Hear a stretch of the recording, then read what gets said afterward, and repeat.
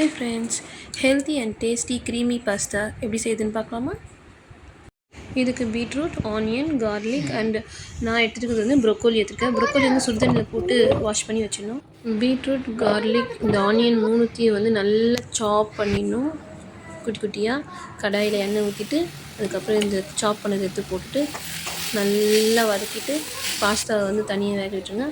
தென் pepper இதுக்கு pepper அரைச்சி ரெடியாக வச்சுக்கிட்டு அதுக்கப்புறம் இதில் கொஞ்சம் மைதா மாவை ஒரு 2 ஸ்பூன் மைதா மாவை ஆட் பண்ணி நல்லா அதை நல்லா கொஞ்சம் வதக்கி பச்சை அந்த வாசனை போகிற வரைக்கும் வதக்கிட்ட அப்புறம் அதில் பால் ஊற்றிட்டு அதுக்கப்புறம் இன்னும் கொஞ்சம் தண்ணி ஆட் பண்ணிவிட்டு நல்லா கொஞ்சம் நேரம் கொதிக்க விடணும். பாயில் பண்ணுறப்போ கொஞ்சம் சால்ட் போட்டுக்கிட்டு நான் போட்டு ப்ரொக்கோலி கொஞ்சம் போட்டுட்டு சால்ட் அண்ட் பெப்பர் போட்டுட்டு நல்லா கொஞ்சம் கொதிக்க விட்டுட்டு லாஸ்ட்டாக பாஸ்தாவை ஆட் பண்ணிடணும்.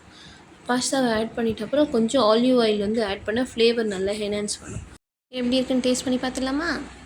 குட்டீஸ் உங்களுக்கு எவ்வளோ பிடிக்கும்னு இது கேட்டு பார்த்துடலாங்களா?